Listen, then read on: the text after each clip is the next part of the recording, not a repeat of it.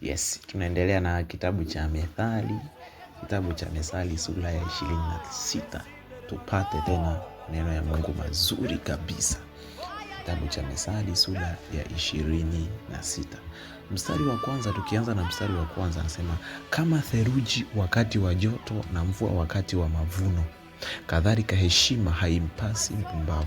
Yaani anasema kama jinsi ambavyo mvua isipotakiwa wakati wa mavuno, na kama hivyo theluji isipotakiwa wakati wa joto, au isipokuwa na sababu ya kutokea wakati wa joto, vivyo hivyo heshima nayo haimfai. Mpige hesabu, mvua ikiwa inanyesha muda ambavyo haihitajiki, yani muda wa kuvuna mazao yako tayari kwa kuvunwa, halafu mvua inanyesha, haihitajiki kabisa. Vivyo hivyo heshima haihitajiki kwenda kwa mtu ambaye ni mpumbavu.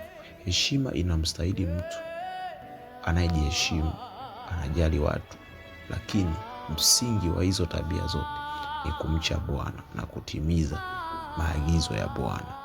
Huo ndo msingi manake, na hivyo ndivyo vigezo vya mtu kustahili kupewa heshima. Hivyo ndivyo vigezo. Lakini mstari wa pili, kitabu cha Methali 26 mstari wa pili na upenda sana.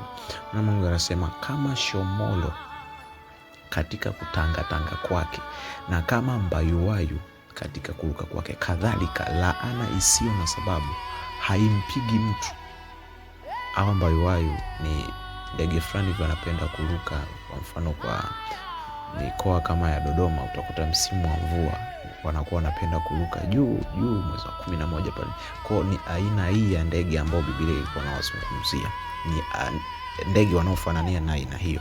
Ni ndege fulani wanaruka, yani ni ngumu sana kuwakuta wametua kwenye mti. Ni wagumu, hawatui, ni muda mwingi wanaruka. Kwa hiyo sasa Biblia inasema kama jinsi hao ndege wanavyoruka bila kutua, vivyo hivyo laana haiwezi ikamtua mtu ambaye haimstahili. Kwa hiyo haijalishi mtu amenena maneno mangapi juu yako, amekulaani kwamba huwezi kuwa mtu fulani, huwezi kupata kitu fulani, huwezi kufanikiwa kwa level fulani, haijalishi amesemaje.